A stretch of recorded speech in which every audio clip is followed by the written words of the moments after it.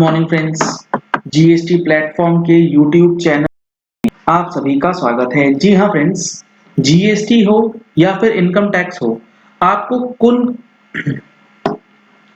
Good morning friends, GST platform के YouTube channel में आप सभी का स्वागत है। जी हाँ फ्रेंड्स, जीएसटी या इनकम टैक्स के अंदर कुछ ऐसे कैश ट्रांजैक्शंस हैं जो कि आपको भूल से भी नहीं करना है अपने बिजनेस के अंदर। अदरवाइज आपके ऊपर जो है हेवी पेनल्टी जो है वो लगाई जा सकती है या फिर आपको हेवी टैक्स जो है वो पे करना पड़ सकता है। तो ऐसे ही कुछ ट्रांजैक्शंस के बारे में आज हम लोग डिस्कशन करेंगे। डिस्कशन स्टार्ट करने से पहले आप लोगों के लिए एक जरूरी इंफॉर्मेशन ये है कि आप लोग अगर जीएसटी और इनकम टैक्स से रिलेटेड हर महीने की इंपॉर्टेंट अपडेट्स लेना चाहते हैं तो उसके लिए आप हमारी मंथली टैक्स मैगजीन का सब्सक्रिप्शन ले सकते हैं, जिसके लिए डिटेल्स आप ले सकते हैं दिए गए नंबर्स पे कॉल करके या व्हाट्सएप करके। अब कौन से ऐसे कैश ट्रांजैक्शंस हैं जिस पे रेस्ट्रिक्शंस लगाया गया है?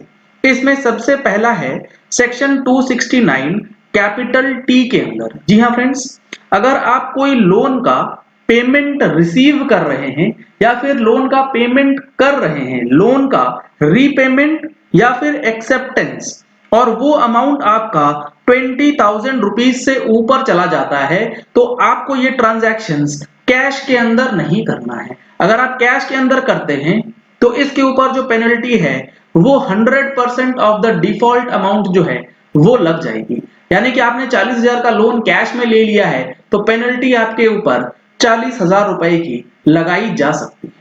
तो लोन का अमाउंट लेते समय इस चीज का ध्यान रखें या लोन का रीपेमेंट करते समय इस चीज का खास ध्यान रखें। दूसरा ट्रांजैक्शन है, आपने कोई माल बेचा, यानी कि सेक्शन 269 एसटी के अंदर जो कैश आप रिसीव करते हैं फॉर ट्रांजैक्शंस, एक तो हो गया लोन के लिए और दूसरा हो गया अदरवाइज देन लोन। आपने कोई माल बेचा यानी कि कोई ट्रांजैक्शन के लिए आपने कैश रिसीव कर लिया तो उसकी जो लिमिट है वो है 2 लाख रुपए की। अगर आपने 2 लाख रुपए से ऊपर का पेमेंट कैश में रिसीव कर लिया है लोन के अलावे, लोन तो 20,000 में ही अटक जाएगा, लोन के अलावा आपने माल बेच दिया है 2 लाख रुपए से ऊपर का, कैश रिसीव कर लेते हैं 2 लाख रुपए से ऊपर, तो उसके ऊपर भी 100% पेनल्टी जो है वो आपके ऊपर लगाई जा सकती है। तो ऐसे ट्रांजैक्शंस ध्यान से कैश में ना करके बैंकिंग चैनल्स के थ्रू करना है।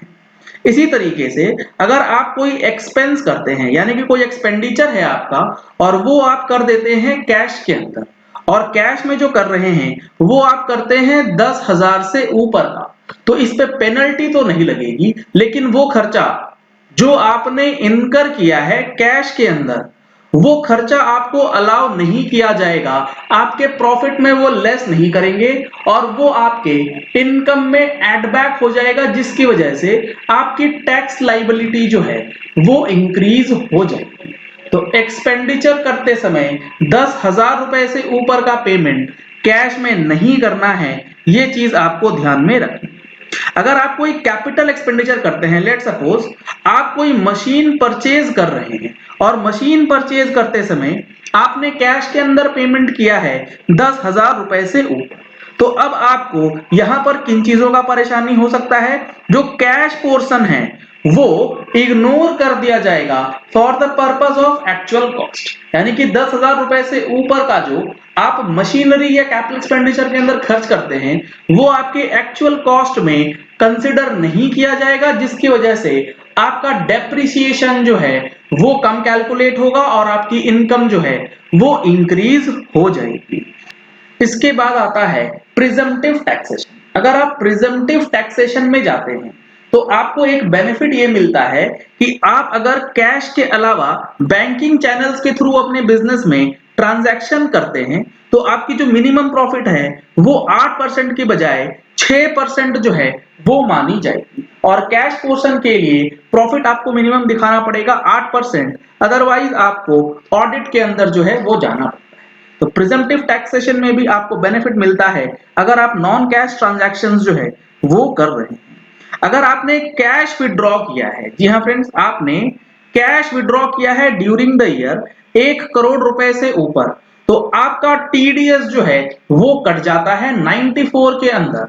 तो कैश ट्रांजैक्शंस को जितना हो सके गवर्नमेंट डिमोटिवेट करना चाहती है, इसीलिए कैश विड्रॉल के अंदर 1 करोड़ से ऊपर पे आपको टीडीएस का प्रोविजन जो है वो भी लग जाएगा और कुछ केसेस में ये 20 लाख के ऊपर ही लागू हो जाता है अगर आपकी रिटर्न्स जो हैं वो नहीं फाइल होती।